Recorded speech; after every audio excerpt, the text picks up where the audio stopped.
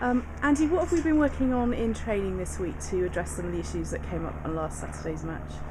Well, on Tuesday night we did our usual half an hour just studying some of the footage from the weekend and talked about communicating in defence particularly. It's not helped by the fact that midfield, two centres constantly changing to different midfield partnership, and it does take time to create some understanding between each other as to how you're going to defend and who's going to tackle it, who, etc. So we're prepared to accept that that's part of the problem, but we also need to address that. But then when we got out on the pitch, I personally felt that we lacked a little bit of intensity. People have been talking about fitness, and there is an issue there. So Rob and I worked a 20-minute session each, concentrating on fitness and physicality at breakdown from my point of view, and then they had a 20-minute skill session with Mike. So we split everybody into three groups, and so some were unlucky and got fitness and skills, and some were lucky and got fitness, skill, fitness, and had a rest in the middle. But I think everybody was blowing, and I think they enjoyed it as much as appreciated that we needed to do it. So just working on intensity really. Okay, so this Saturday brings 2 home matches, doesn't it? Yeah, first team obviously Barnstable in the league, which will be a tough game, and they've won 3 out of their 4 games, and they beat the side that we lost to at the weekend quite handsomely, up at their place by 40 points. So I'm expecting quite a tough challenge, particularly up front. And the Stags are then playing Basingstoke in the Solent second team league, and that's at home as well, both kicking off at 3 o'clock. So we're going to get all the boys in early together and really work as a squad, and then obviously when the time comes to start warming up, they'll split into individual teams, but trying to sort of breathe this sort of squad ethos rather than sort of individual sides when we get the opportunity, and the opportunity presents itself this week. So we'll try and keep everybody together as long as we can, and then break it for our particular games.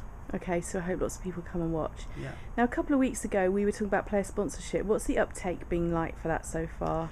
It's been quite encouraging really. I just had a quick tot up. I think we've got 24 players that have managed to get player sponsorship. There are some people that sponsored a couple of players, so it's not 24 sponsors, but it's about 20. And that's ranging from individual people, which is always very nice that people want to sponsor players and take advantage of that.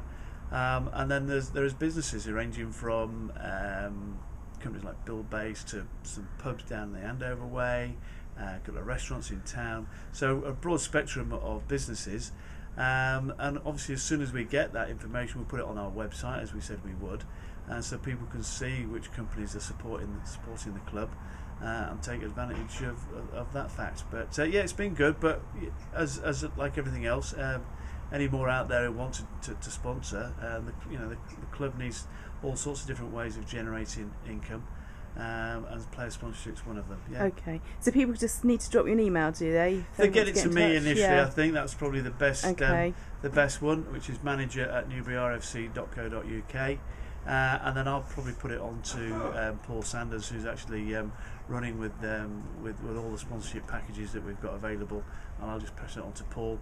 And then he'll contact them, but it's probably easiest to contact me first. It's the easier one. Okay, and we also want to say thank you to Jokers and all the people that have sponsored boards around the ground and things like that as well. Well, of course, yeah. I mean, we've got our main sponsors, Jokers being one of them, on the shirt and sponsoring, all the senior sides. So that it's always very, very, gratefully received the sponsorship they do and the support they've shown us. And yes, when people come up, they can see the boards that are around the ground, and we're grateful to those. And if people want to take advantage of that, which is a little bit more immediate and high profile, then fine. And there's lots of packages out there. Certainly if people want to sponsor, we'll find a way of making it work for them. There's no problem with that at all. Okay, so don't be shy, anybody watching. Don't be shy. Come forward. Exactly. Saturday night we've got a club social, haven't we? We have. Ash Taylor has sort of got a group of people together and tried to put a programme of social events throughout the season, which you can get on the website. But this is the first main one of the season, which is a race night.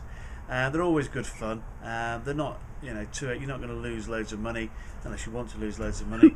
But they're usually, good fun and traditional ways of of raising money, and yet this is yet another way that the club needs to raise money to cover what it takes to put rugby on at this place, as well as obviously run the place. So as many people as possible come to that. I think it's £7.50, and that will get you a meal, which is curry, I think, on the night, which I think is good value.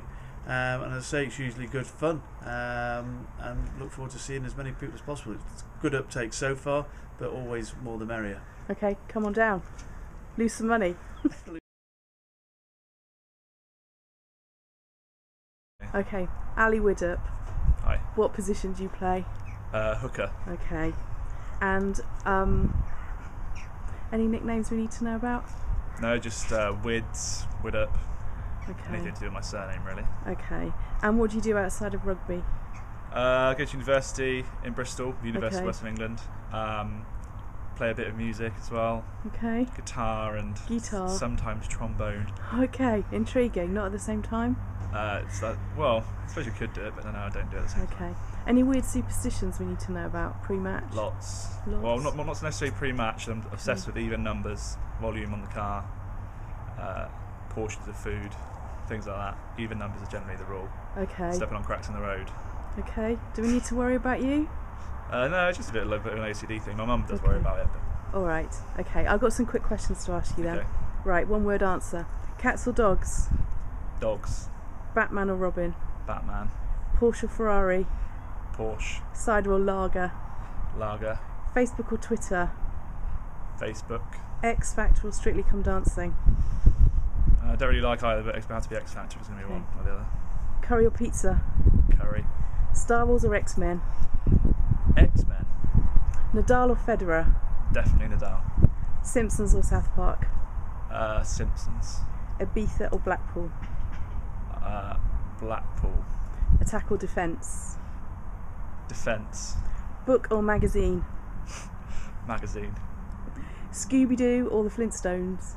It's neither, I think. It's rubbish. Neither. Okay. Party or quiet night in?